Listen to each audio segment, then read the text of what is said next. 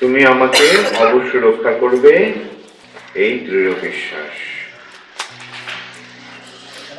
এটা এই সম্বন্ধে ভক্তিবিনোদ ঠাকুর একটা দুটো তিনি গান লিখেছেন।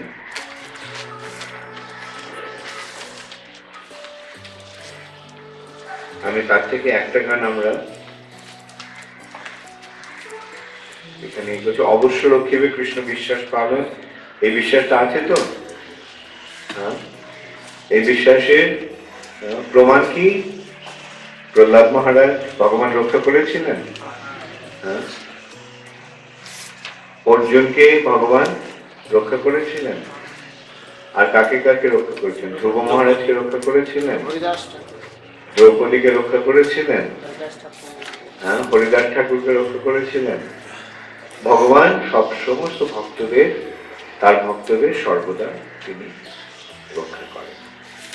এই যে অবশ্যই ভগবান যে রক্ষা করবেন, এই বিশ্বাস। সে সম্বন্ধে ভক্তিবিনোদ ঠাকুর বলছেন, তুমি তো মারিবে যারে, কে তারে রাখিতে পারে। প্রহ্লাদ মহারাজকে ভগবান রক্ষা করলেন, আর হিরণ্যকশিপুকে ভগবান সংহার করলেন। হিরণ্যকশিপু কি চেয়েছিল? হিরণ্যকশিপু অমর হতে চেয়েছিল। অমর হওয়ার জন্য হিরণ্যকশিপু কত চেষ্টা করেছিল। কার কার মনে আছে হিরণ্যকশিপুর তপস্যার কথা? কার কার মনে আছে হিরণ্যকশিপুর তপস্যার কথা? তুমি বলো, কিরকম তপস্যা করেছিল? তিনি মন্দার পর্বতে অনেকদিন তপস্যা করেছিলেন। তপস্যা করতে করতে উয়ে ডিফিট হয়েছিলেন। তারপরে তার তপস্যার জ্যোতিতে স্বর্গলোক পর্যন্ত তাপ চলে গেছিল। স্বর্গরাজ তখন সেই তাপ স্বর্গরাজ্য পর্যন্ত চলে গেছিল। Very good. কিরকম ভাবে তপস্যা করেছিল? এক পায়ের উপরে দাঁড়িয়েছিল। আর সেই কিরকম এক পায়ের উপরে, মানে পায়ের উপরেও না, পায়ের আঙ্গুলের উপরে, একটা আঙ্গুলের উপরে দাঁড়িয়ে, দুটো হাত উপরে তুলে দাঁড়িয়ে আছে। দাঁড়িয়ে আছে কতদিন দাঁড়িয়ে আছে? 5 মিনিট, 10 মিনিট? হ্যাঁ, বছরের পর বছর। হ্যাঁ, সংকর্ষণীটায় কত বছর? 60,000 বছর। তার ফলে কি হলো? তার শরীরে সব কিছু খেয়ে ফেলেছে পিঁপড়ে, উই, সাদা পিঁপড়ে, উই। শরীরের সব রক্ত মাংস, মজ্জাটা, মানে রক্ত মাংস পেশি সব খেয়ে ফেলেছে। শুধু বাইরেতেই খায়নি, ভেতরটাও খেয়েছে। হৃৎপিণ্ড, ফুসফুস, যকৃৎ, পাকস্থলী সব খেয়ে ফেলেছে। এরকম ভাবে তপস্যা করেছে। কিচ্ছু ছিল না, শুধু অস্থিটা দাঁড়িয়েছে। আর প্রাণটা কোথায়? মজ্জার ভিতরে। এইরকম কঠোর তপস্যা করেছে। কেন করেছিল? এই তপস্যার উদ্দেশ্যটা কি ছিল? অমর। আর সেই প্রচন্ড তপস্যার ফলে এই যে তাপ সৃষ্টি হলো, সেই তাপ স্বর্গলোক পর্যন্ত গিয়ে পৌঁছল। মানে একটু একটু তাপ নাই, যেন মানে আগুন জ্বলছে। ওরা আগুনের মধ্যে থেকে ওদের অভ্যাস আছে। সূর্যলোকটা আগুন, সেখানে থেকে অভ্যাস আছে। তাহলে সেই তাপকে তারা সহ্য করতে পারে। তাহলে সেই তাপেরও থেকেও প্রচন্ড তাপ এই তার তপস্যার প্রভাবে হলো, যার ফলে স্বর্গের দেবদেবীরা পর্যন্ত টিকতে পারছিল। তখন তারা ব্রহ্মার কাছে আবেদন করলেন। তো ব্রহ্মা হিরণ্যকশিপুর কাছে এসে জিজ্ঞাসা করলে, কেন এই কঠোর তপস্যা করছো? তখন হিরণ্যকশিপু কি বলেছিল? ব্রহ্মা বললেন, কি বর চাবে? বলে, অমর করে দাও। ব্রহ্মা বললো, তো আমার পক্ষে সম্ভব নয়। এই জগতে কেউই অমর নয়, আমি পর্যন্ত অমর নয়। আমি অমর কি করে করবো? তো হিরণ্যকশিপু ভাবলো যে ঠিক আছে, ও তো অমরত্বে বর দিচ্ছে না, আমি আমি কারসাজি করে এই বরটা আদায় করি। তখন ও কি বলল, যে কোনো দেব, গন্ধর্ব, রাক্ষস, কিন্নর, দৈত্য, নাগ, মানুষ, পশু কেউ অন্ত করতে পারে না। বলল ঠিক আছে, এই বর আমি দিতে পারি। কোনো অস্ত্রের দ্বারা আমার মৃত্যু হবে না, ঠিক আছে, সেটাও দিতে পারি। দিনের বেলা ও রাত্রিবেলা আমার মৃত্যু হবে না, সেটাও দিতে পারি। ঘরের ভেতরে মৃত্যু হবে না, ঘরের বাইরেও মৃত্যু হবে না, তথাস্তু। আকাশেও মৃত্যু হবে না, মাটিতেও মৃত্যু হবে না। ব্রহ্ম বলল ঠিক আছে। হিরণ্যকশিপু ভাবলো আমি অমর হয়ে গেছি।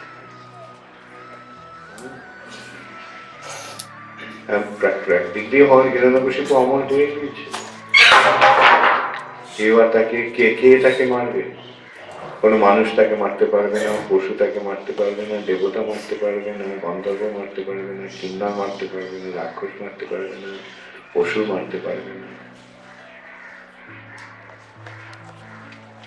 কোনো অস্ত্রের দ্বারা তার মৃত্যু হবে না, বজ্র দিয়েও তাকে শিক্ষা হবে।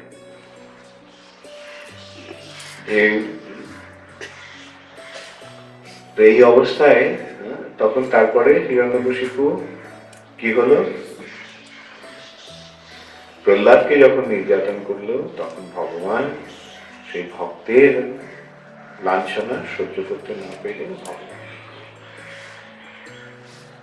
এসে নরসিংহ রূপে, না মানুষ না পশু,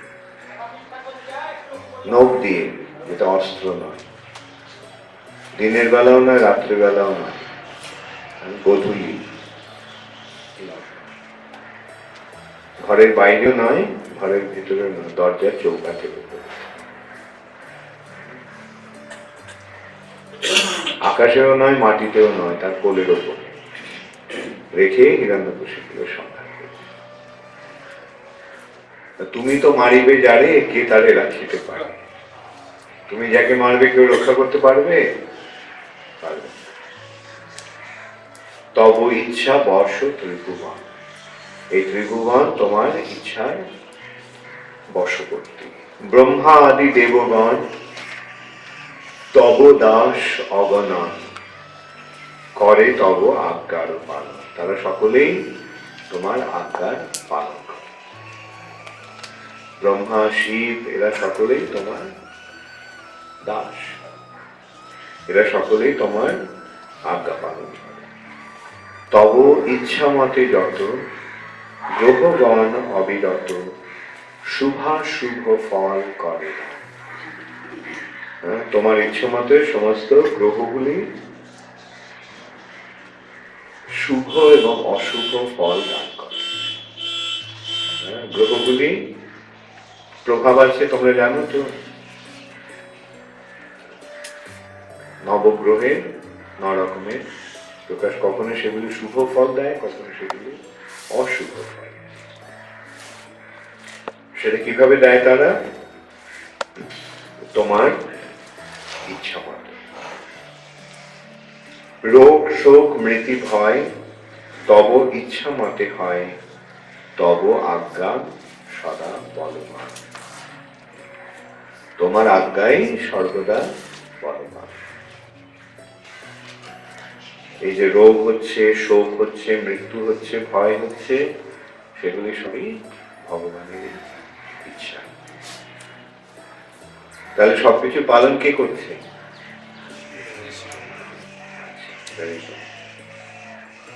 তব ভয়ে বায়ু বয়, চন্দ্র সূর্য সমুদয়, স্ব নিয়মিত কার্য করে। তোমার ভয়ে বায়ু, তোমার ভয়ে বায়ু বইছে, তোমার ভয়ে চন্দ্র কিরণ দিচ্ছে, সূর্য আলোক দিচ্ছে, সূর্যের উদয় হচ্ছে, সূর্যের অস্ত হচ্ছে।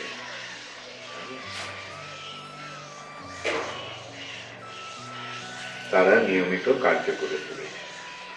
তুমি তো পরমেশ্বর, পরব্রহ্ম পরাৎপর, তব বাস ভকত অন্তরে। তুমি কোথায় বাস করো, তুমি কোথায় বিরাজ করো? তুমি ভক্তের অন্তরে। সদা শুদ্ধ সিদ্ধ কাম, ভকত বৎসল নাম, ভকত জনের নিত্য স্বামী। তুমি ভক্তদের নিত্য স্বামী।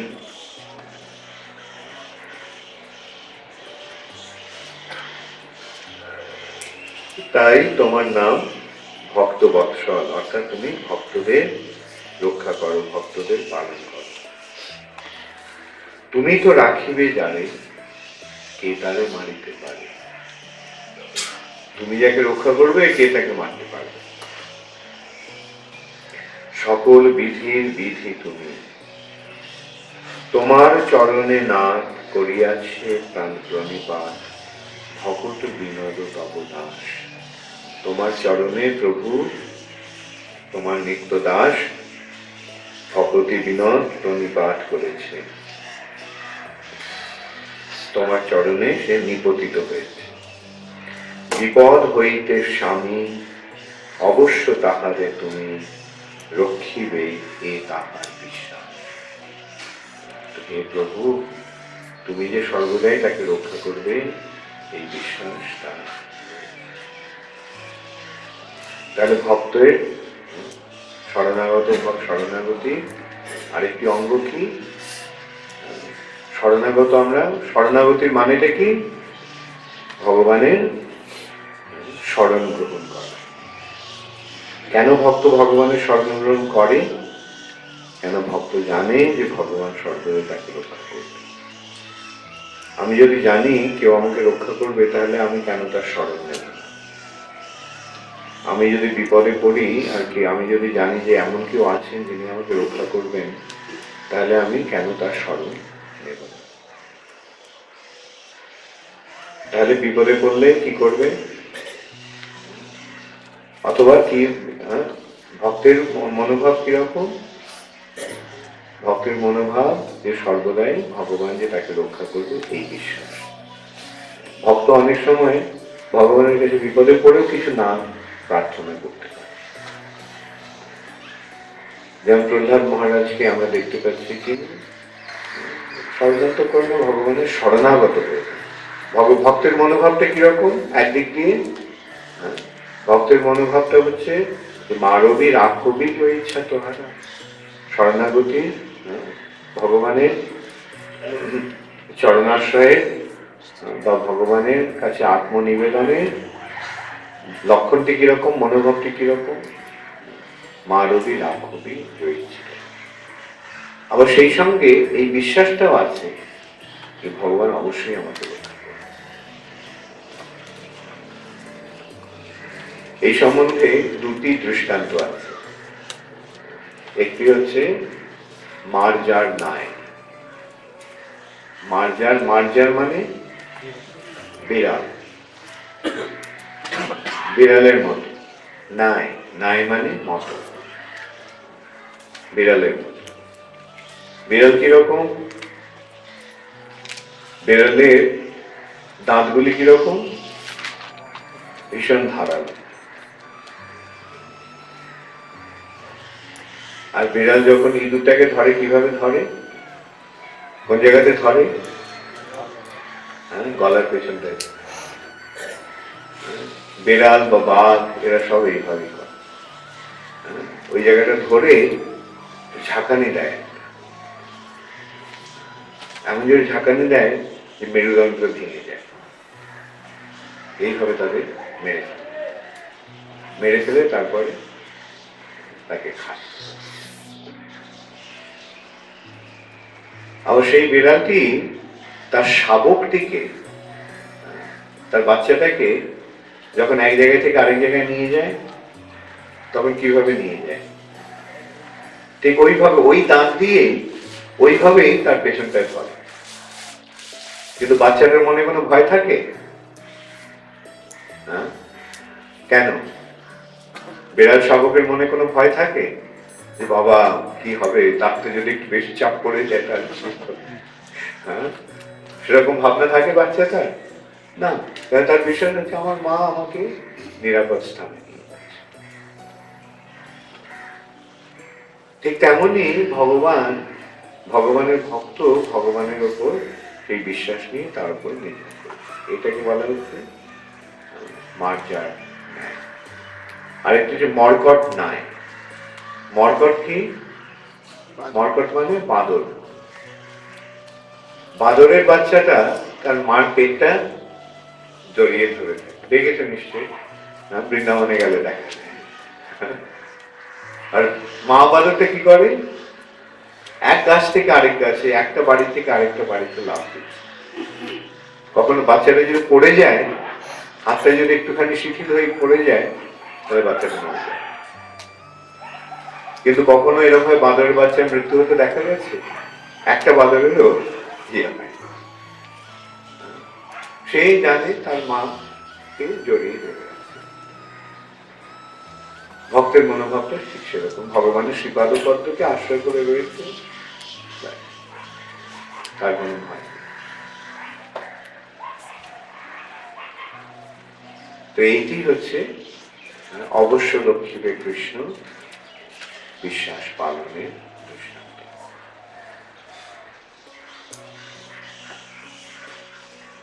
এই গানটা আমরা গাইব না। তারপরে আনুকূল্যস্য সংকল্প প্রাতিকূল্যস্য বিবর্জন। ভক্তি অনুকূল মাত্র কার্যেরও স্বীকার। ভক্তির অনুকূল যা সেগুলিকে গ্রহণ করা, আর ভক্তি প্রতিকূল যেটা সেটা বাদ দাও। তাহলে আমরা কটা পেয়ে এলাম আজকে? পাঁচটাতে, 5 আর 6 ভক্তি প্রতিকূল বা ভক্তি অনুকূল মাত্র কার্যের। এই সূত্রে ভক্তি বিনোদ ঠাকুর গেয়েছেন শুদ্ধ ভকত। ভক্তির অনুকূল কি কি? শুদ্ধ ভকত চরণ রেণু ভজন অনুকূল। শুদ্ধ ভক্তের চরণ রেণু ভজনের অনুকূল, আনুকূল্যস্য সংকল্প।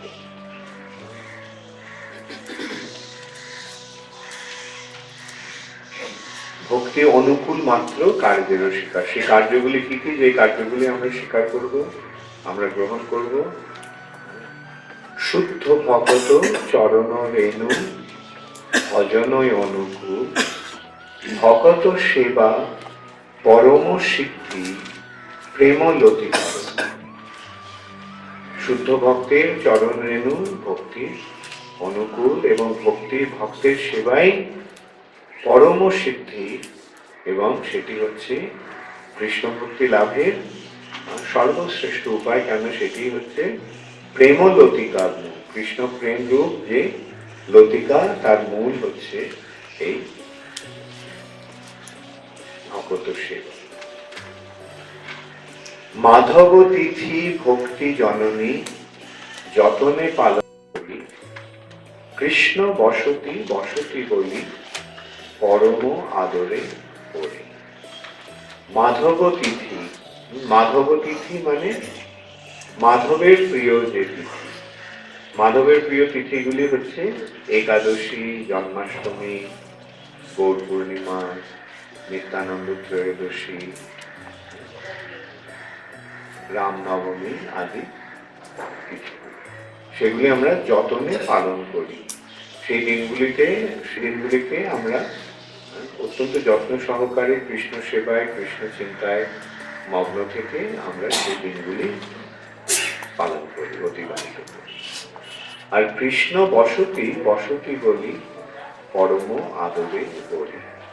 শ্রীকৃষ্ণের যে লীলাস্থলী, শ্রীকৃষ্ণের যে বাসস্থান, সেই স্থানগুলি আমি পরম আদরে বরণ করি। গৌর আমার যেসব স্থানে পরল ভ্রমণ রঙ্গে, সেসব স্থান হেরিব আমি প্রণয়ী ভকত সঙ্গে। গৌর আমার যে সমস্ত স্থানে ভ্রমণ করলো, তার ভক্তদের নিয়ে রঙ্গে লীলাবিলাস করে, সেই সমস্ত স্থানগুলি আমি দর্শন করব প্রণয়ী ভক্ত, প্রেমী ভক্তদের সঙ্গে। মৃদঙ্গ বাদ্য শুনিতে মন অবসর সদা যাচ্ছে। মৃদঙ্গের বাজনা শোনার জন্য আমার মন সর্বদা উৎসুক হয়ে থাকে। আর গৌরবিহিত কীর্তন শুনি আনন্দে হৃদয় নাচে। চৈতন্য মহাপ্রভুর বিহিত যে কীর্তন, সেই কীর্তন শুনে আনন্দে আমার হৃদয় নাচে। যুগল মূর্তি দেখিয়া মোর পরম আনন্দ হয়। যুগল মূর্তি মানে রাধা কৃষ্ণের শ্রী মূর্তি, শ্রী বিগ্রহ। যুগল মূর্তি দেখিয়া মোর পরম আনন্দ হয়। প্রসাদ সেবা করিতে হয় সকল প্রপঞ্চ জয়। আর প্রসাদ সেবা করলে সমস্ত প্রপঞ্চ জড়জাগতিক সমস্ত কামনা বাসনাগুলি জয় পরাজিত হয়ে যায়। যেদিনও গৃহে ভজন দেখি গৃহেতে গোলক ভাই। যেদিন আমার ঘরে ভক্তদের ভজন করতে দেখি, ভগবানের সেবা করতে দেখি, ভক্তির অনুশীলন করতে দেখি, তখন আমার মনে হয় যেন আমার গৃহটি যেন গোলকে পরিণত হয়ে গেছে। গৃহেতে গোলক ভাই, চরণ সিধু দেখিয়া গঙ্গা সুখ না সীমা পায়। আর শ্রী কৃষ্ণের শ্রীপাদপদ্ম থেকে উদ্ভূত হয়েছে যে গঙ্গা, সেই গঙ্গাকে দর্শন করে আমার সুখের সীমা থাকে না। তুলসী দেখি জুড়ায় প্রাণ, মাধব তোষণে জানি। তুলসী দেখে মাধবের প্রিয় মাধব তোষণী, তুলসীকে দেখে আমার প্রাণ জুড়িয়ে যায়। জুড়ায় প্রাণ মাধব তোষণী জানি, গৌরব প্রিয় শাক সেবনে জীবন সার্থক হয়। আর চৈতন্য মহাপ্রভুর প্রিয় যে শাক, সেই শাক সেবা করে আমার মনে হয় যেন আমার জীবন সার্থক হয়ে গেছে। ভকতি বিনোদ কৃষ্ণ ভজনে অনুকূল পায় যাহা, প্রতি দিবসে পরম সুখে স্বীকার করে তাহা।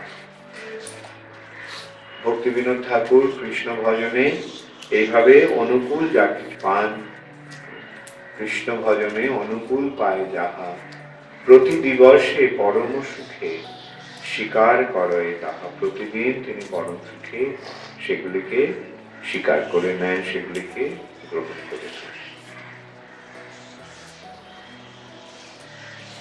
তাহলে বোঝা গেল এই যে পঞ্চমঙ্গটি কি? কৃষ্ণ সেবায় অনুকূল যেটা, সেটাকে গ্রহণ করা। ভক্তি বিনোদ ঠাকুর কি বলছেন?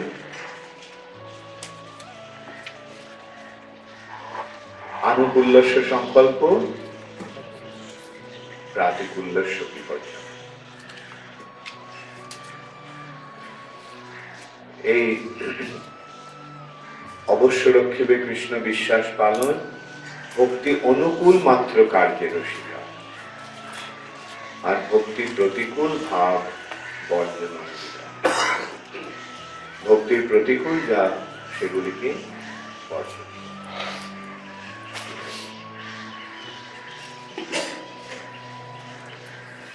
প্রতিকূল যেটা বর্জন, সেটা আমরা সংক্ষেপে করে নিই। প্রতিকূল কি কি, এটাকেও আমরা বিচার করে দেখতে পারি। প্রতিকূল হচ্ছে, ভক্তি বিনোদ ঠাকুর বলেন, কেশব তুয়া জগত বিচিত্র। হে কেশব, হে কৃষ্ণ, তোমার এই জগৎটা বিচিত্র। করম বিপাকে ভগবান ভ্রময়ী, দেখ হলো বহু রঙ্গ চিত্র। আমি এখানে অনেক কিছুর বহু রঙ্গ চিত্র, মজার মজার বা আশ্চর্যজনক সমস্ত ব্যাপার সমস্ত আমি এখানে দেখছি। তুয়াপদ বিস্মৃতি আমর যন্ত্রণা, ক্লেশ দহন দেখি যাই। তোমার শ্রীপাদপদ্মকে ভুলে যাওয়ার ফলে আমি আমর যন্ত্রণা ভোগ করছি, মৃত্যু যন্ত্রণা ভোগ করছি, মৃত্যু পর্যন্ত যন্ত্রণা ভোগ করছি। যে তার ফলে আমি এই যে ত্রিতাপ দুঃখ দগ্ধ হচ্ছি। কপিল পতঞ্জলি গৌতম পনভোজি জৈমিনী বৌদ্ধ আবেধায়। অনুকূল প্রতিকূল এখানে কি কপিল? কপিল এটা দেবাহুতি আর কর্দম মুনির পুত্র কপিল নয়, নিরীশ্বর কপিল। ওর একটা সাংখ্য দর্শন আছে, সেই দর্শনটা ভগবানকে মানে না, নাস্তিক। পতঞ্জলির যোগ, কপিল পতঞ্জলি গৌতম, গৌতমের ন্যায়। কনভোজি, কণাদের বৈশেষিক। জৈমিনীর পূর্ব মীমাংসা। আর বৌদ্ধ বৌদ্ধ মতবাদ, এগুলি সব প্রতিকূল। কপিল পতঞ্জলি জৈমিনী কনভোজি, গৌতম কনভোজি জৈমিনী বৌদ্ধ আইন। তব করি নিজ মতে ভুক্তি মুক্তি, যা যত পাত ওই নানাবিধ ফাঁদ। এইভাবে কেউ কেউ তাদের নিজেদের মতবাদ সৃষ্টি করে ভুক্তি আর মুক্তির সমস্ত ফাঁদ ফেলেছে। সেই ফাঁদগুলি ভক্তির প্রতিকূল। জড়জগৎ থেকে ভোগ করার যে চেষ্টা এবং জড়জগতের বন্ধন থেকে মুক্ত হওয়ার যে চেষ্টা, এগুলি সবই কতগুলি মন গড়া মতবাদ। তব কই নিজ মতে, নিজ মতে নিজের নিজের মন গড়া মত সৃষ্টি করে ভক্তি মুক্তি যা চত, মুক্তি চাইছে, মুক্তি চাইছে, ফাঁদ ওই নানাবিধ ফাঁদ। ফাঁদ মানে ফাঁদ, ফাঁদ শব্দটার অর্থ জানো তোমরা? কে কে জানো?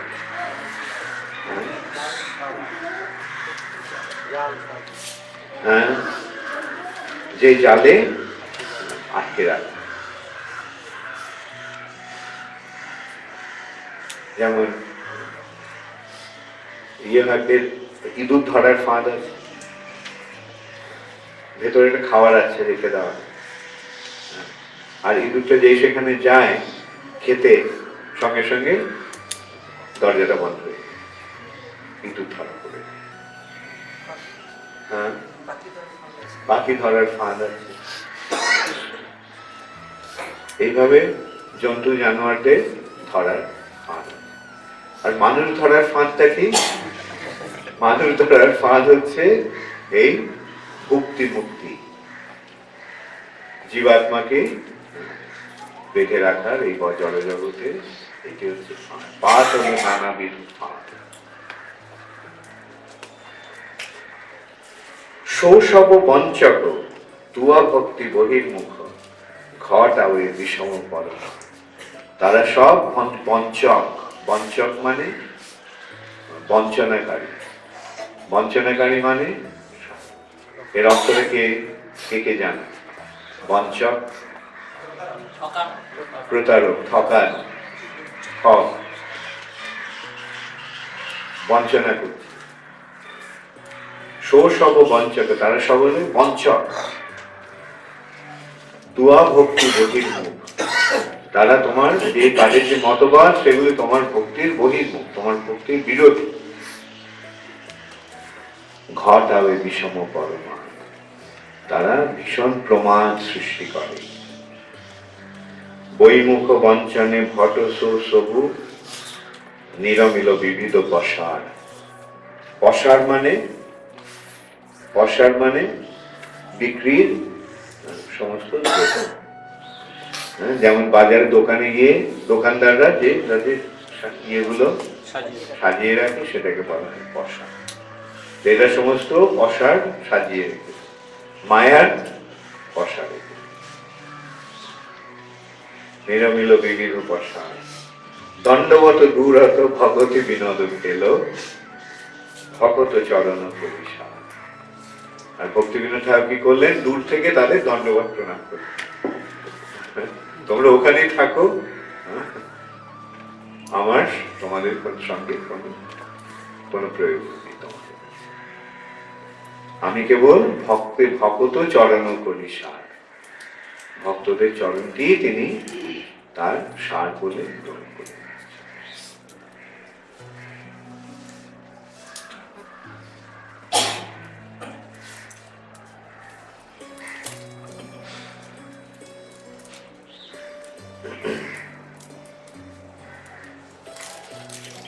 শুদ্ধ ভকত চরণ রে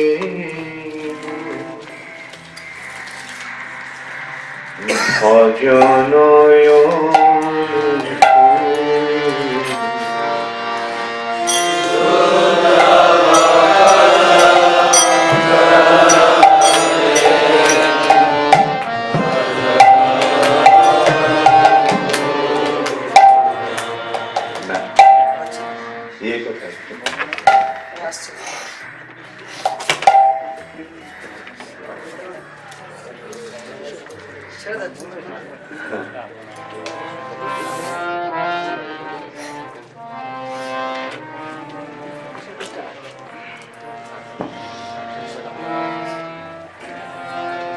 শুদ্ধ ভকত চরণ রে ভজনয়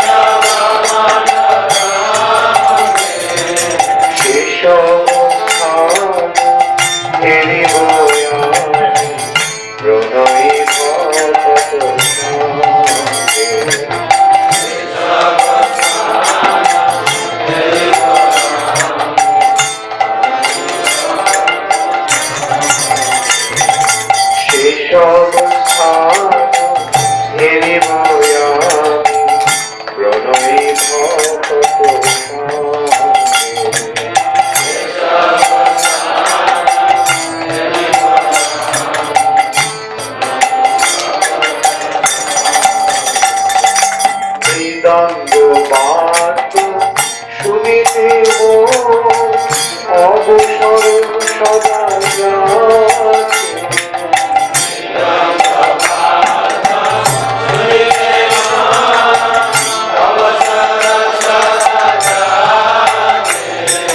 মৃদঙ্গ বাদ্য শুনিতে অবসর সদা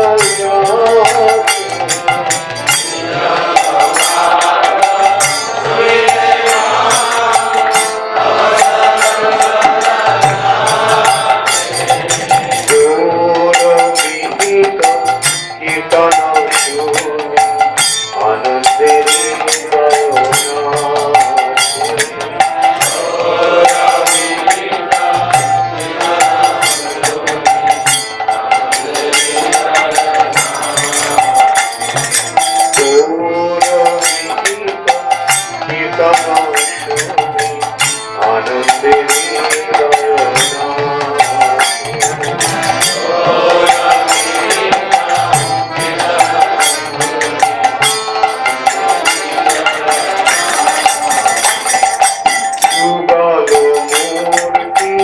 দেখিয়া পরম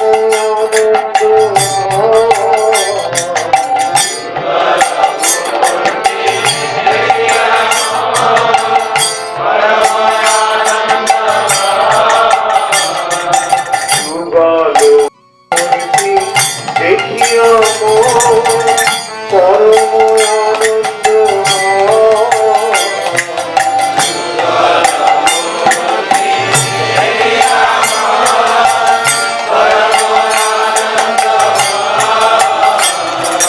প্রসাদ সেবা করিতে সকল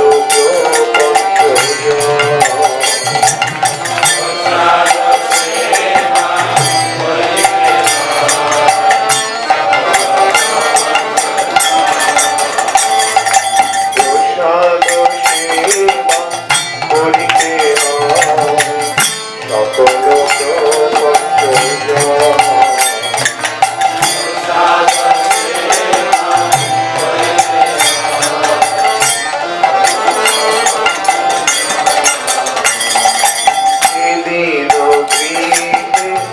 ভজন গৃহেতে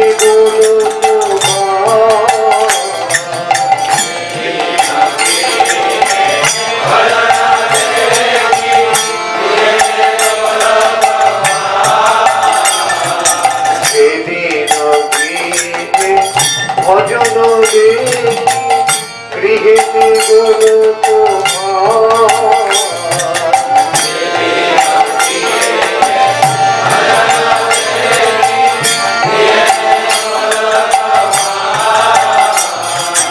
চরণ সিদ্ধ দেখিয়া গঙ্গা সুখনাথী মাতা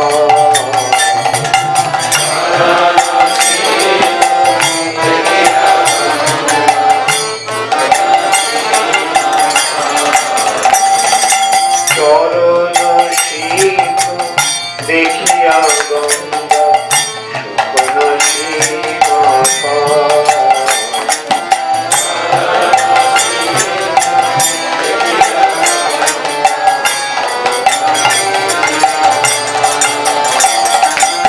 তুলসী দেখি জুড়ায় প্রাণ মাধব কুশলী যায়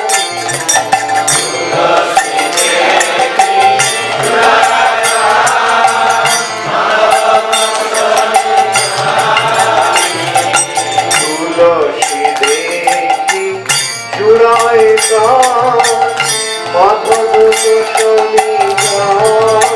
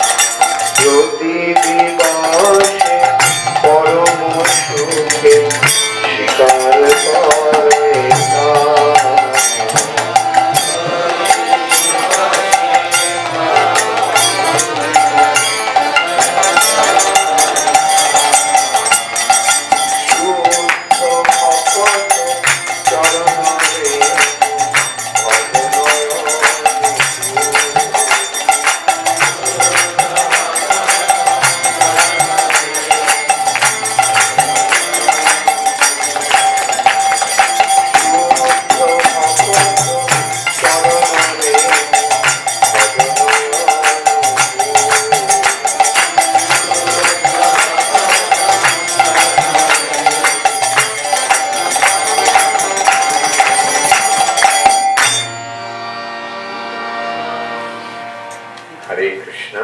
তাহলে শরণাগতির অনুকূল যা, ভগবানের শরণাগতির জন্য অনুকূল যা, সেটি আমাদের গ্রহণ করতে হবে। এবং অনুকূলের কি কি অনুকূল, কোন কোন কার্যগুলি অনুকূল, সেটা ভক্তিবিনোদ ঠাকুর এখানে কত সুন্দরভাবে বিশ্লেষণ করেছে। এই সূত্রে কারো কোনো প্রশ্ন আছে?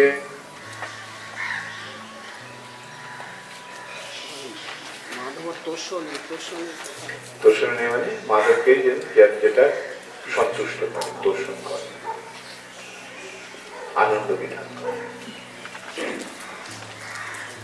মাধবের আনন্দ বিধানকারিণী চরণ থেকে যেটা উদ্ভূত হয়েছে।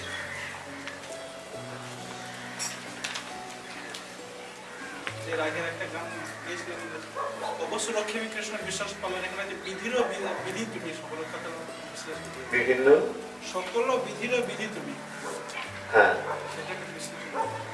সমস্ত যে বিধিগুলি আছে, বিধিনিষেধগুলি শাস্ত্রে রয়েছে, সেই সমস্ত বিধিগুলি কি করছে, কাকে ইঙ্গিত করছে? কৃষ্ণ। সমস্ত বিধিগুলি কৃষ্ণ ভক্তিকেই, ভক্তির দিকেই নিয়ে যাচ্ছে। তাই সমস্ত বিধিকে, আচ্ছা না, এখানে বিধি হচ্ছে, এখানে বিধি বলতে বোঝাচ্ছে ব্রহ্ম বিধি, সেই যিনি সবকিছু নিয়ন্ত্রণ করে। বিধি শব্দটির অর্থ হচ্ছে নিয়ন্ত্রণকারী, এবং সবকিছু সমস্ত নিয়ন্ত্রণকারী হচ্ছে।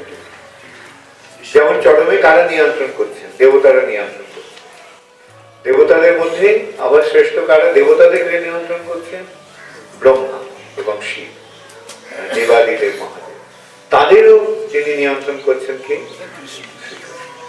অতএব সমস্ত বিধি হচ্ছে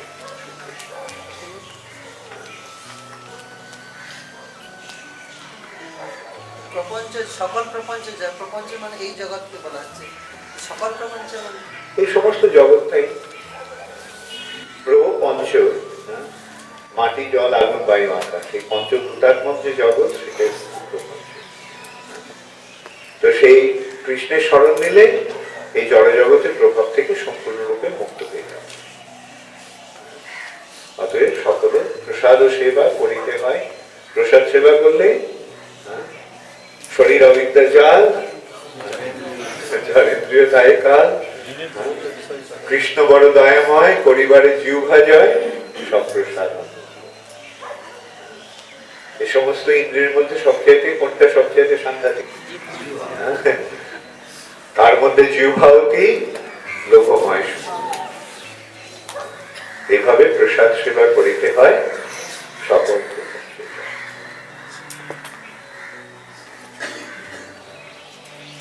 প্রবর্তন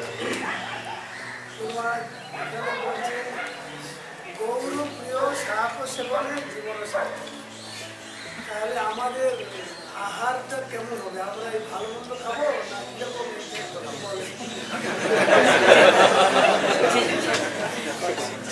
না কৃষ্ণ প্রসাদ তো ভালো হবে নিশ্চয়ই। আর তুমি যখন কিচেন ইনচার্জ আছো, কিন্তু ভক্তদের মনোভাব হবে যে গৌরপ্রিয় যে শাক, যে গৌরের প্রিয় চৈতন্য মহাপ্রভু যে প্রিয় যে শাকগুলি, সেই শাকগুলি আমার সবচেয়ে প্রিয়। সেই শাকগুলি যদি আমি পাই, সেই শাকের সেবনের সুযোগ পেলে, সেটা আমি মনে করি আমার জীবন সার্থক। আর মহাপ্রভু কোন শাকগুলো পছন্দ করতেন জানো? যেগুলি চাষ করা হয়, কি বলে ওগুলোকে? আবনা শাক। আবনা শাক, যেগুলো বোনা হয়নি, নিজে নিজে গজিয়ে গেছে।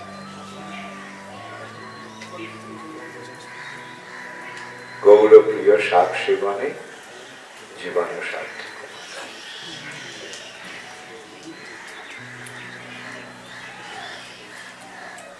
হরি বল।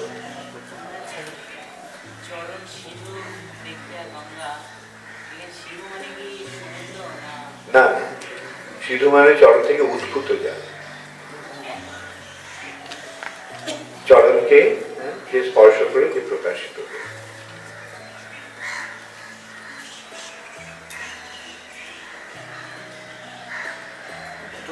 কথা আছে। হ্যাঁ, এখানে বলছেন যে যেসব গৌর আমার যেসব স্থানে করল ভ্রমণ রঙে সেসব স্থানে হেরোইন ভ্রমণ হয়ে ভগত সঙ্গে। আবার পদ্ধতিতে বিপরীত কথা আছে যে তীর্থযাত্রা পরিশ্রম সকলেই মনের ভাব সর্বসিদ্ধি করতে। আর তীর্থযাত্রা একটা জিনিস আর ধাম দর্শন একটা।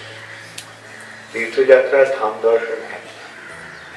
হ্যাঁ, গৌর আমার যে সমস্ত স্থানে করিল ভ্রমণ, যে সমস্ত স্থানগুলিতে চৈতন্য মহাপ্রভু ভ্রমণ করেছেন, হ্যাঁ, মহাপ্রভু যে স্থানগুলিতে গেছেন সেইগুলি মহাপ্রভুর কৃপায় সেগুলি লীলাস্থলিত করে। মহাপ্রভুর লীলা সূত্রে আমরা প্রণয়ী ভক্ত, সেই জন্য প্রণয়ী ভক্তদের সঙ্গে সেই স্থানগুলি আমরা দর্শন করি। তীর্থযাত্রা করা হয় পুণ্য অর্জনের জন্য, ভক্তরা পুণ্য অর্জনের চেষ্টা।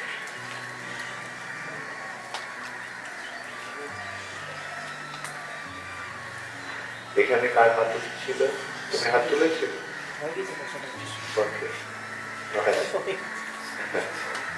হরে কৃষ্ণ। আচ্ছা, তাহলে বোঝা গেল শরণাগতির 6টি অঙ্গ। শরঙ্গ শরণাগতি হইবে যাহার, তার কি হবে? তাহার প্রার্থনা শুনে শ্রীনন্দ। তাহলে এই 6টি অঙ্গ সমন্বিত শরণাগতির অনুশীলন করবে তোমরা সকলে? হ্যাঁ, কে কে করবে হাত তোলো।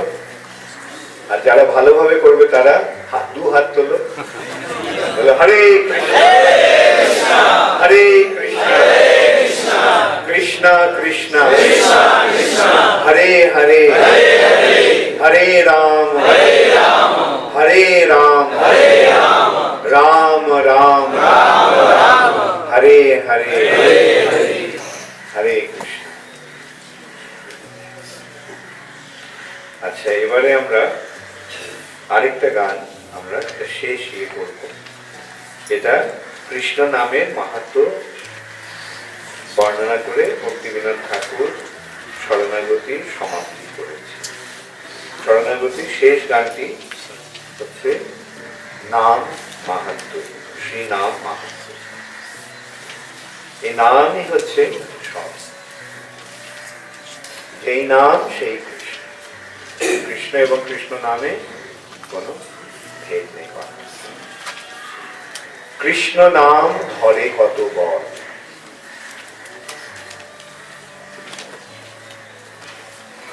কৃষ্ণ নাম ধরে কত বল।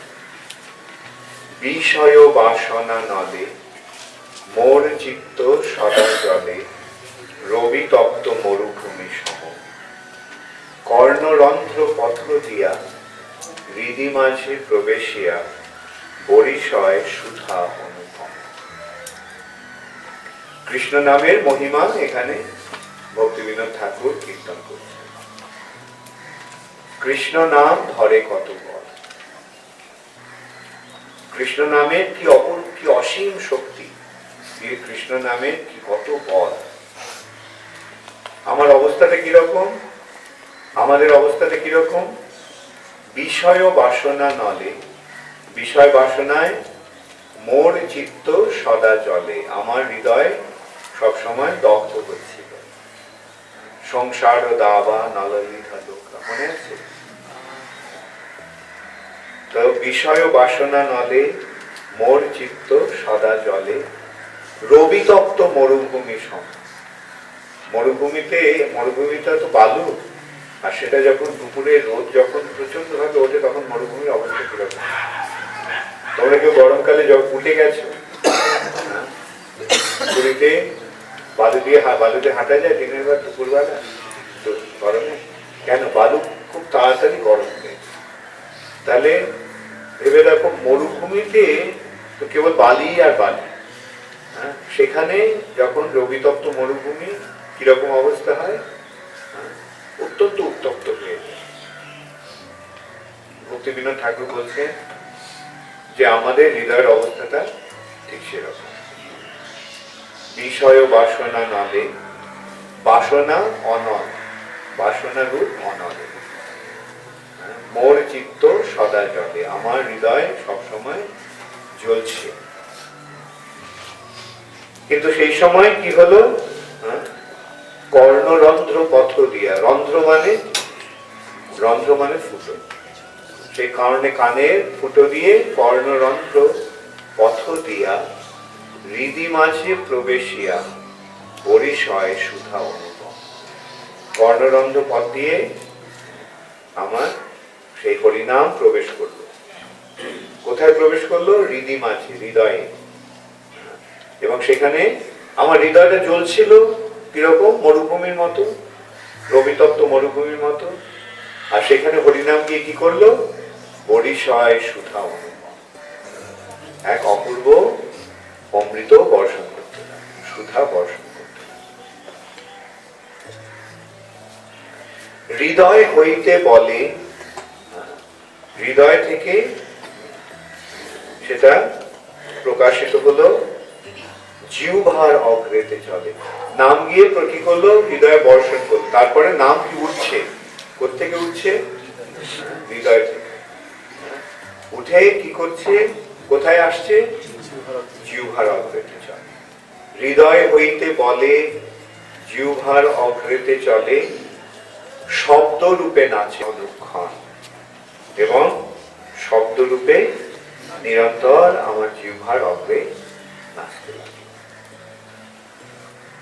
কণ্ঠে মোর ভঙ্গেশ্বর, এই যে যখন হরিনামটা হৃদয় থেকে যখন উঠছে সবলে, তখন সে কি করছে? আমার কণ্ঠস্বরটাকে ভেঙে দিচ্ছে। কণ্ঠে মোর ভঙ্গেশ্বর, অঙ্গ কাঁপে থর থর, আমার সমস্ত শরীর থরথর করে কাঁপতে লাগে এই নামের।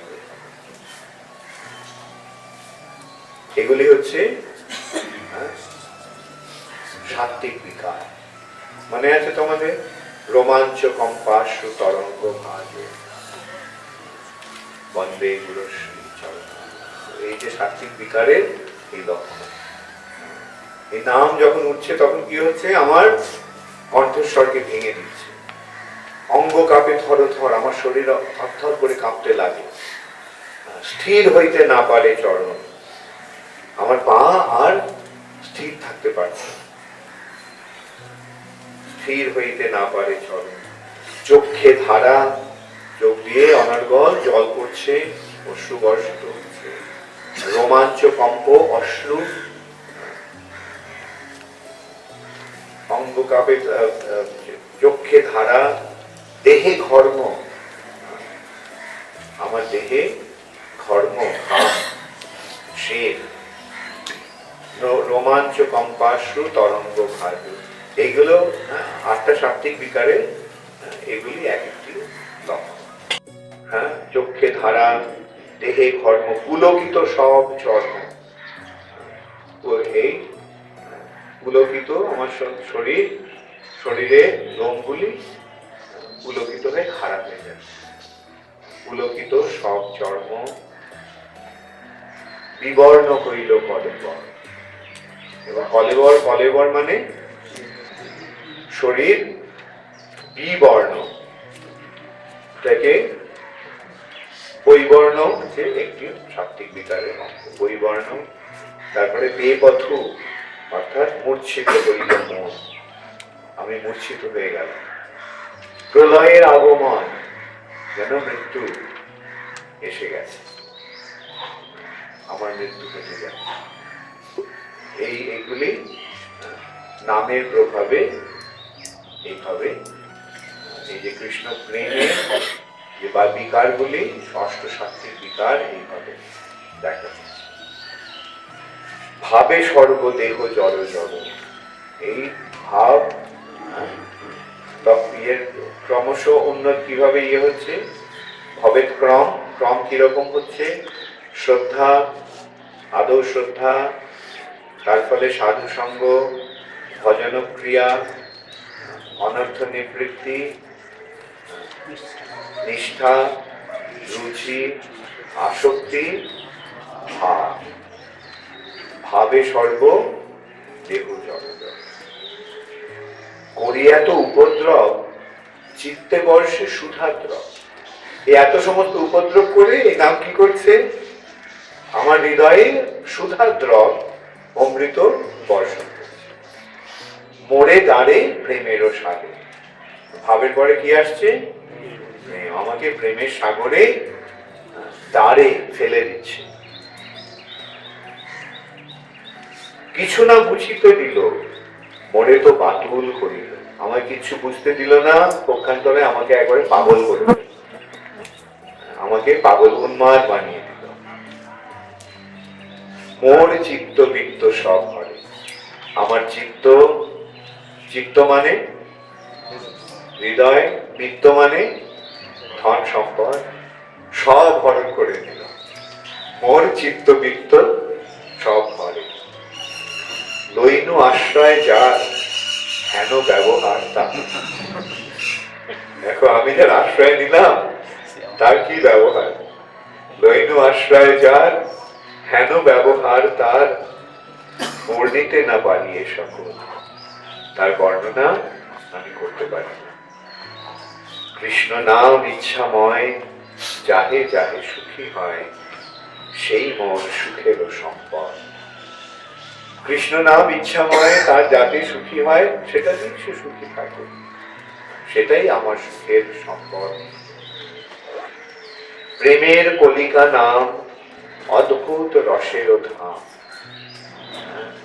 আমরা পেয়েছি কল্পবৃক্ষ প্রেম, প্রেম লতিকা, প্রেম কল্পতরু, এরকম দৃষ্টান্ত আমরা পেয়েছি। হ্যাঁ, আর সেই প্রেম রূপ বৃক্ষের কলিকাটি কি? প্রেমের কলিকা হচ্ছে এই নাম।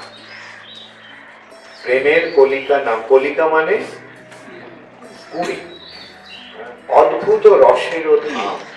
আর সেই কলিকাটি হচ্ছে এক অদ্ভুত রসের ধাম। ধাম মানে আশ্রয়। অদ্ভুত রসের ধাম, হেন বল করয়ে প্রকাশ।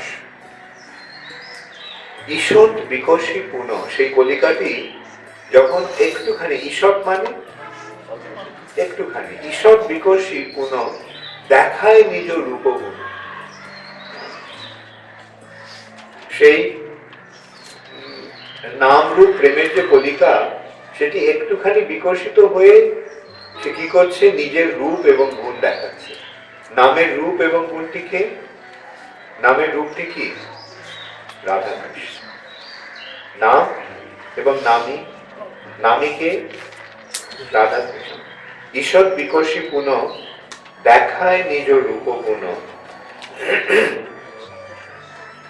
চিত্ত করি লয় কৃষ্ণ পাশ, এবং আমার হৃদয়কে হরণ করে কৃষ্ণের কাছে। তারপর পূর্ণ বিকশিত হইয়া ব্রজে মোরে যায় লইয়া, দেখায় মোরে স্বরূপ বিলাস। আর পূর্ণ সেই নামের নাম রূপ কলিকাটি পূর্ণ বিকশিত হয়ে আমাকে ব্রজে নিয়ে যায়, সেখানে গিয়ে কৃষ্ণের স্বরূপ বিলাস দর্শন করায়। মোরে সিদ্ধ দেহ দিয়া কৃষ্ণ পাশে রাখে দিয়া, আমাকে আমার সিদ্ধ দেহ দান করে কৃষ্ণের কাছে নিয়ে রাখে। আর এ দেহের করে সর্বনাশ, এই দেহটি সর্বনাশ করে।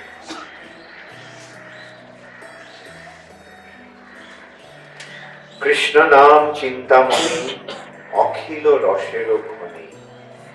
এই কৃষ্ণ নাম হচ্ছে চিন্তামণি, তা সমস্ত রসের খনি, আগার, নিত্য মুক্ত শুদ্ধ রসময়।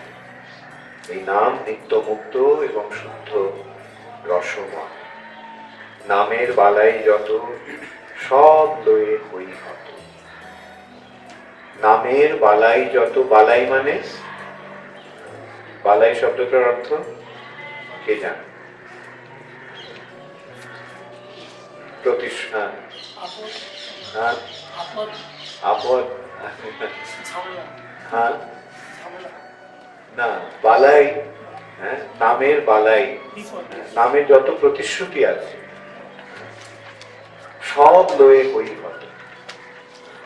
এই সব নামের যে গুণাবলী, নামের যে প্রতিশ্রুতি, নামের বালাই, বালাই দেওয়া হয় না, বালাই, যে এর দ্বারা তোমার রক্ষা হবে, এর প্রতিশ্রুতিতে তোমার রক্ষা।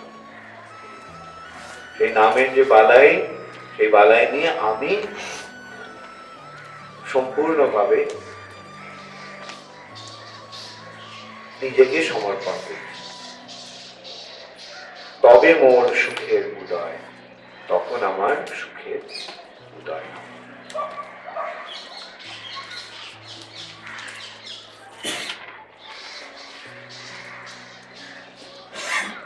অথবা হ্যাঁ, এখানে আরেকটা বালাইয়ের আরেকটা অর্থ এই হতে পারে যে নামের যা কিছু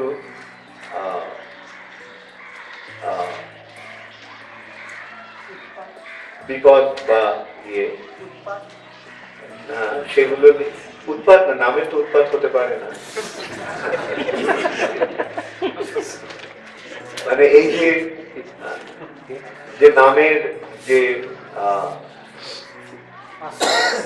যত বাধা বিপত্তি বা যত কিছু বিঘ্ন, সেগুলি আমি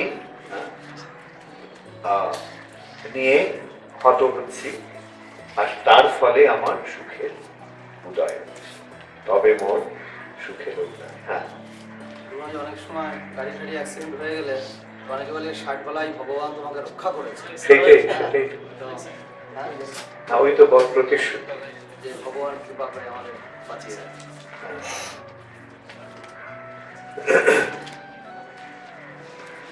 হরে কৃষ্ণ। তাহলে বোঝা গেল এই ইয়েটাকে তোমরা ভালো করে, এই যে আমি যে ক্লাসগুলো, এই যে সেমিনার দিচ্ছি, তার উদ্দেশ্যটা কি? এই 3 দিনে বা 2 দিনে 3টে সেমিনারে সবকিছু তোমাদের বুঝিয়ে দেওয়া না। এই 3 দিনের ইয়েতে কিছু আমি শুধু একটু দিক দর্শন করার চেষ্টা করছি, দেখিয়ে দিচ্ছি যে এখন তোমরা নিজেদের এটা তোমাদেরকে অনুশীলন করতে, তাই না? অতএব এই যে গানগুলি তোমরা নিলা, গেও, এগুলো পাঠ করো। ভক্তিগীতি সঞ্চয় তো নিশ্চয়ই সকলের কাছে আছে, তোমাদের এখানে এই গানগুলি আছে, এগুলো তোমরা পড়ো। আর বিশেষ করে এই নাম মাহাত্ম্যটা খুব গভীরভাবে বিচার করার চেষ্টা করো, তাহলে বুঝতে পারবে যে এই নামের মধ্যেই সব রয়েছে, আমাদের আর কিছু করার দরকার নেই। এই নামাশ্রয় পড়ে থাকলেই আমাদের সব কিছু। আমাদের জীবনের চরম উদ্দেশ্য কি? রোজে যাও, রোজে এখানে হচ্ছে কি, নামের কলিকা না, প্রেমের কলিকা নাম, প্রেম প্রাপ্তিটাই হচ্ছে জীবনের চরম উদ্দেশ্য। আর সেই প্রেমের কলিকা হচ্ছে নাম, সেই নাম ঈশ্বর বিকশিপুন দেখায়, চিত্ত করি লয় কৃষ্ণ পাশ। একটুখানি বিকশিত হয়ে ফুলটা পুরোটা ফোটেনি, একটুখানি ফুটেছে, তারই প্রভাবটা দেখো ব্রজে রাধা কৃষ্ণ দর্শন। আর আমার চিত্তকে চুরি করে নিয়ে চলে যাচ্ছে এখান থেকে কোথায়? রাধা কৃষ্ণের কাছে। আর এই নাম, এই কলিকা যখন পূর্ণ বিকশিত হচ্ছে, তখন কি হচ্ছে? ব্রজে মোড়ে যায় লইয়া, আমাকে ব্রজে নিয়ে যাচ্ছে।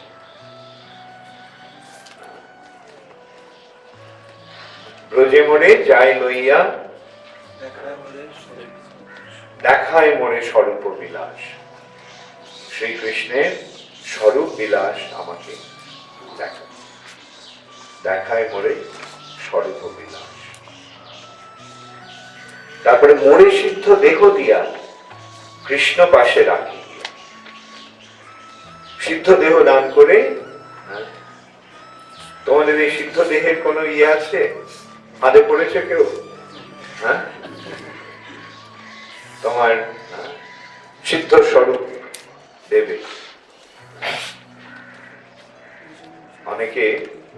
অনেকে আছে যারা বলে যে তোমাদের দীক্ষা কি, তোমাদের গুরু তোমাদের সিদ্ধ স্বরূপ দেয় না, তোমাদের এই দীক্ষা কি?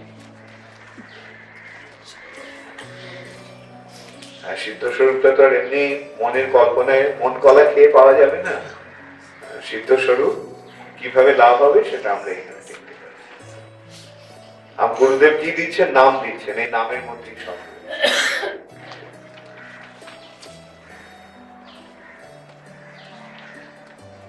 মোরে সিদ্ধ দেহ দিয়া কৃষ্ণ পাশে রাখে গিয়া এ দেহের করে সর্বনাশ।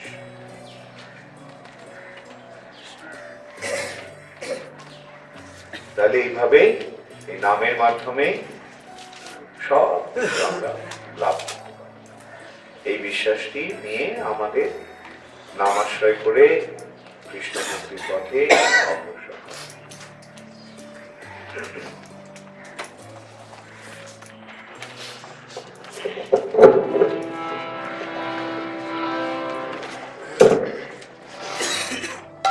কৃষ্ণ নাম ধরে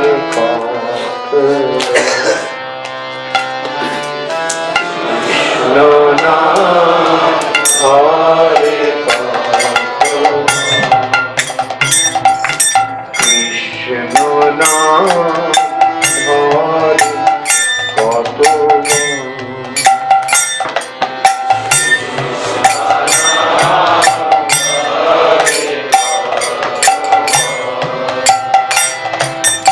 বিষয় বাসনা মোর চিত্ত রোহিত মোর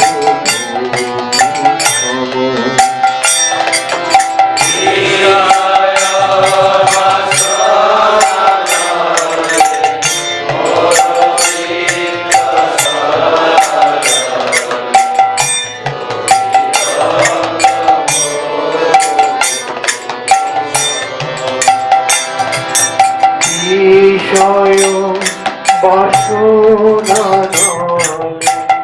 মোর চিত্ত রবিত মোর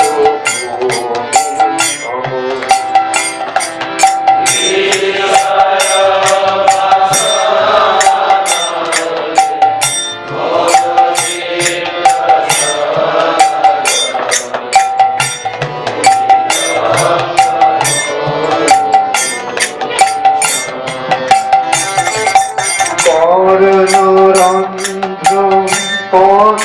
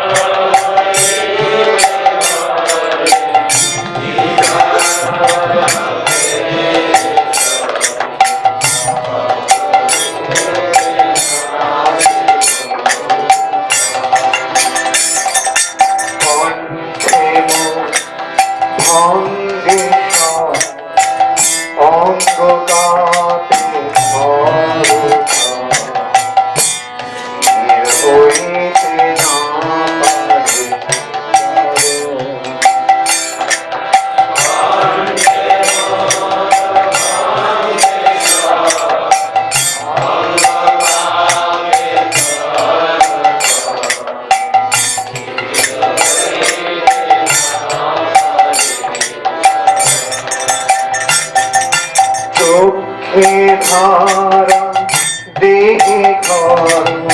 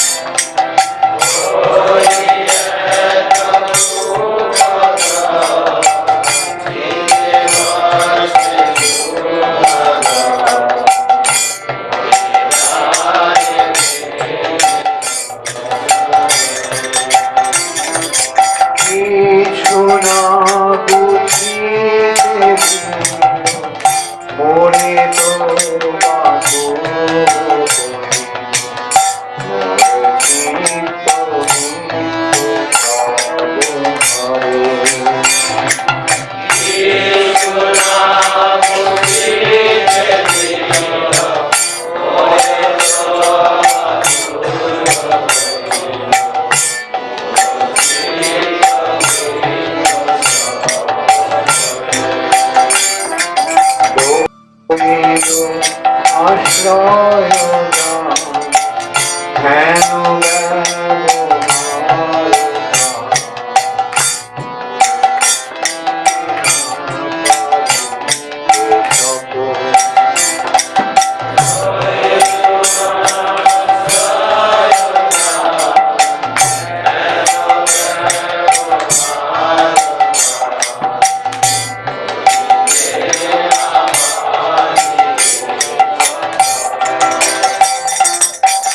লইল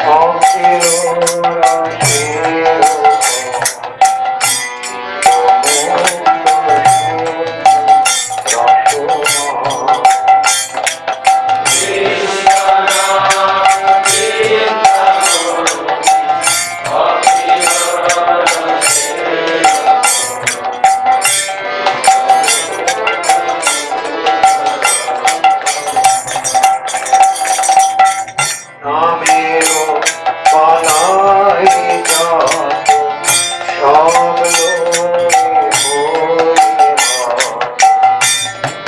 মোর সুখের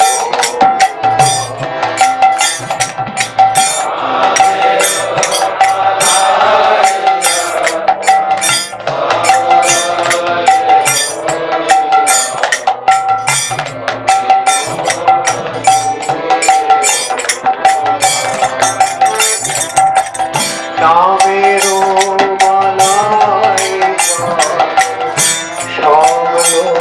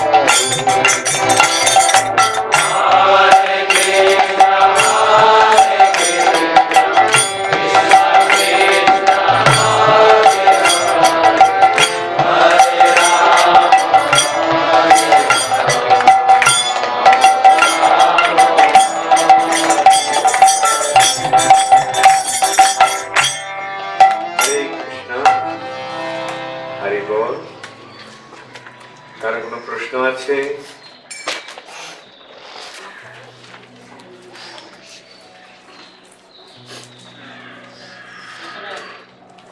বলেছেন যে কর্ণরন্ধ পথে দিয়া হিন্দি মাঝে প্রবেশিয়া বারিশয় পরিচয়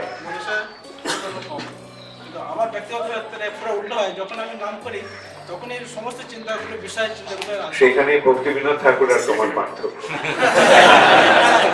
আমার প্রশ্ন হচ্ছে কি করলে কি মানে হলে এই এটা শুদ্ধ নাম হলে হবে, যেহেতু নাম অপরাধ হচ্ছে তাই অনবধানে নাম। হ্যাঁ, একটা অপরাধ কি? অনবধানে নাম। অনবধান মানে অমনোযোগ সহকারে নাম। মুখে নাম হচ্ছে আর মনে কি হচ্ছে? মুখে হচ্ছে হরে কৃষ্ণ আর মনে হচ্ছে গন্ডগোল। তো সেটা হচ্ছে অনবধানে নাম হচ্ছে, সেটাকে ইয়ে করতে হবে, তাই না? এই ভক্তিবিনোদ ঠাকুর যেটা বলছেন সেটা শুদ্ধ নামের কথা। শুদ্ধ নাম হলে সেইভাবে হবে।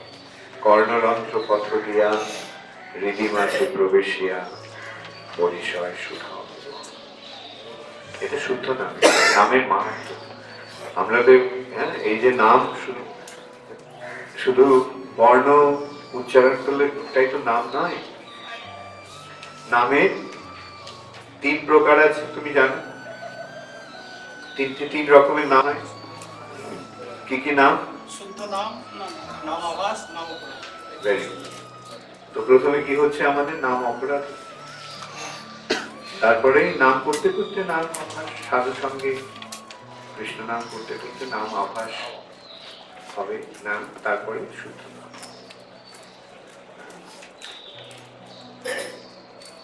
আমরা যখন জপ বা নাম করি তখন অনেক কিছু কাজকর্ম প্ল্যান এসে যায়, ওই সময় যেন অন্য সময় ভুলে যায়, কিন্তু ওই সময় এসে যায় এই কাজটা করতে হবে, এইগুলো কি ব্যাপার?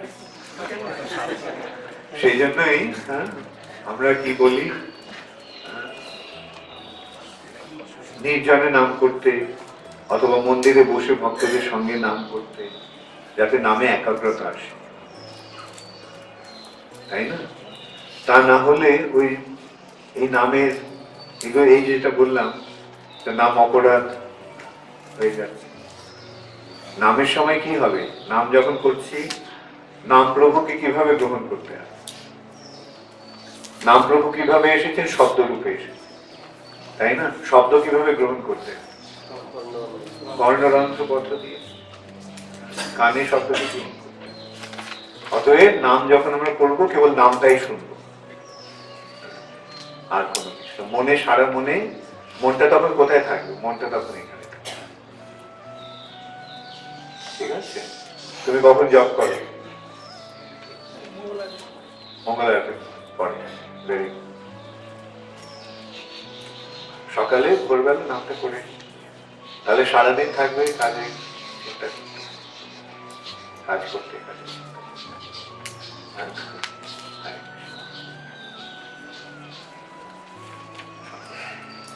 মনে জব করলে যে মনোযোগ সহকারে জব করলে অপরাধ হয় না, কিন্তু জবের সময় অমনোযোগী মন, এটা কেন মনটা অমনোযোগী হয়ে যাচ্ছে কেন? মনটা নামে নেই বলে তোমার এই জন্য যে বলা হচ্ছে যে অনবধানে নামটা ত্যাগ করতে, অবধান বন্ধময়ী সাবধান, সব অবধান। অর্থাৎ যখন আমরা নাম করছি তখন এই নামের মধ্যেই যেন আমাদের মনটা নিবদ্ধ থাকে, এটাই চেষ্টা। তা না হলে যেটা হচ্ছে স্বাভাবিক, এটা মনটা নানা বিষয়ের দিকে যাবে, ধায়তে বিষয়ান না, মনটা না বিষয়ের দিকে যাচ্ছে, তো সেটাকে মনটাকে সংযত করতে হবে, চেষ্টা করতে হবে, অভ্যাস। এইটাই হচ্ছে সাধন করতে।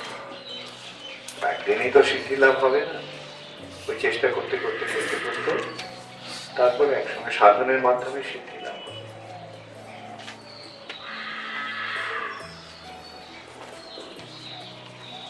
যখন ওই জব করার সময় শ্রবণ করার চেষ্টা করি তখন তো ঘুম চলে আসে, আর যখন মানে চিন্তাধারা করি তখন ঘুম আসে না। এখন যখন আমি চেষ্টা করি যে জবটা শুনে জব করবো, ঠিক 2 মিনিট পরে ঘুম চলে আসছে।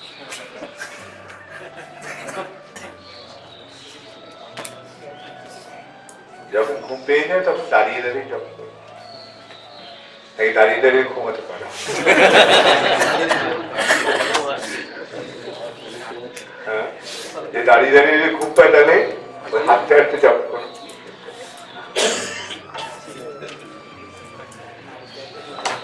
এগুলি নামের প্রতিবন্ধকতা, এগুলোকে ত্যাগ করার চেষ্টা। ভালো কথা, তোমরা যে কথাগুলো আসছো ভালো কথা, এগুলি নিয়ে বিচার করার প্রয়োজন আছে।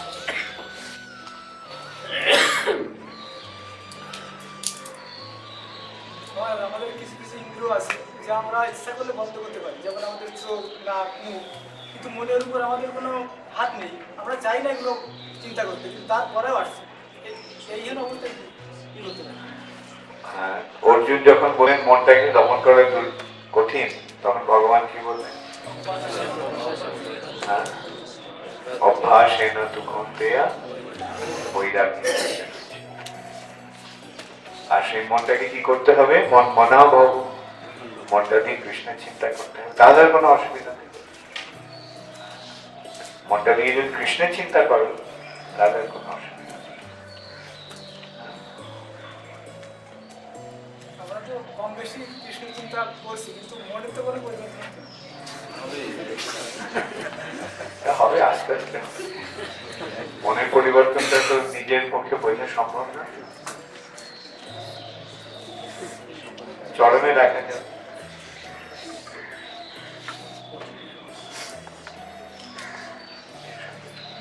সময় সেবার পরিপ্রেক্ষিতে মন উদ্বিগ্ন হয়, সেই উদ্বেগটা কি জড়জাগতিক আসক্তিজনিত কারণে, না সেবার যত উদ্বেগটা এটা আধ্যাত্মিক কিছু গুণ রয়েছে? দেখো, ভগবত ভক্তির পথ অবলম্বন করলে তখন ভগবানেরই কৃপায়, কৃপার আশ্রয়ে লাভ। তখন এই যে সেবার জন্য যে উদ্বেগ, সেটাও ভক্তির একটা অঙ্গ বলে আমি বুঝি। এই যে উৎকণ্ঠা, উদ্বেগ, এগুলো চিৎ জগতেও আছে।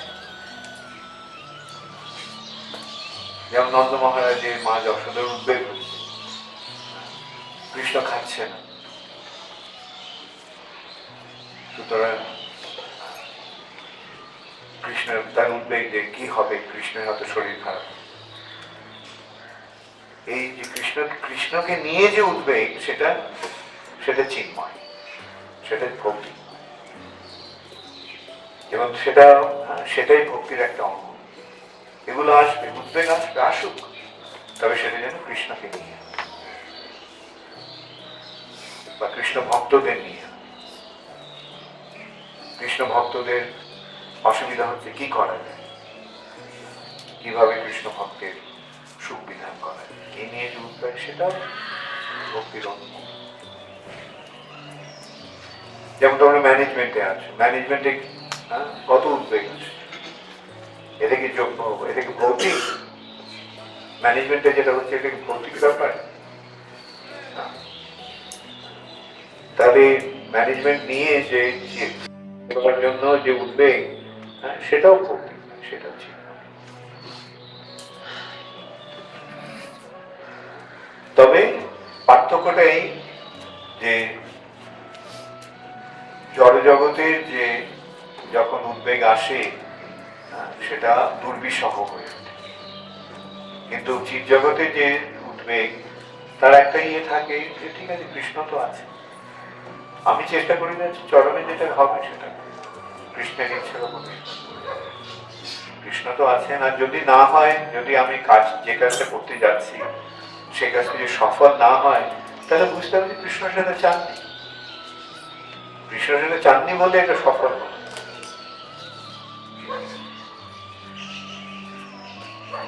এইভাবে আমাদের এটা দেখতে হবে। আর চরমে আমাদের কি আছে? আমরা তো জানি একদিন সবকিছু ছেড়ে চলে যাবে। সুতরাং আমরা না থাকলেও কৃষ্ণ ভক্তির প্রচার, কৃষ্ণ সেবা সব চলতে থাকে।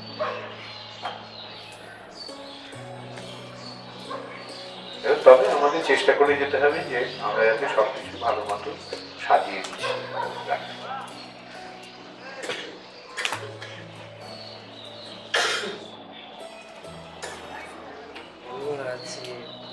নিত্যানন্দ প্রভু বলছেন যে তোমরা হরিনাম করো, আমি তোমাদের ধারে দায়িত্ব নিচ্ছি।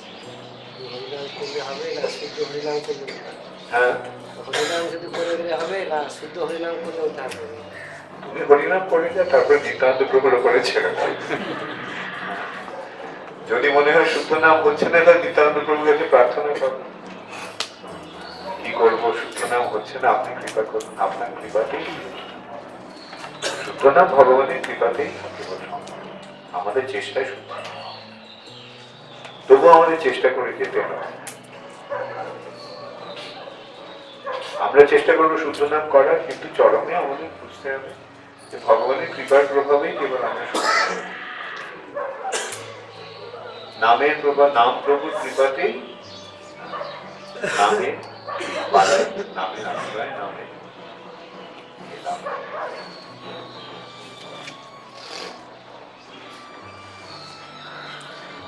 এখানে বলছেন রবীন্দ্রনাথ ঠাকুর কৃষ্ণ নাম চিন্তামণি, ব্যাপারে একটু চিন্তামণির স্পর্শে সবকিছু পবিত্র হয়ে যায় বা চিন্ময়ত্ব লাভ করে। চিন্তামণির স্পর্শে সবকিছুই চিন্ময়ত্ব লাভ করে। ঠিক তেমনি এই নামের নাম প্রভুর কৃপাতে, নামের সংস্পর্শে, নামের আশ্রয় গ্রহণ করার ফলে আমরাও আমাদের চিন্ময়ত্ব, আত্মার চিন্ময়ত্ব লাভ করেছি। তাই জন্য কৃষ্ণ নাম সেই সঙ্গে চিন্তামণি, নামও চিন্তামণি কৃষ্ণ, চৈতন্য রসবি, চৈতন্য রসে সমস্ত চেতনার যত রস তার মূর্ত স্বপ্রতীক হচ্ছে এবং পূর্ণ শুদ্ধ নিত্য মুক্ত অভিজ্ঞান তার নাম।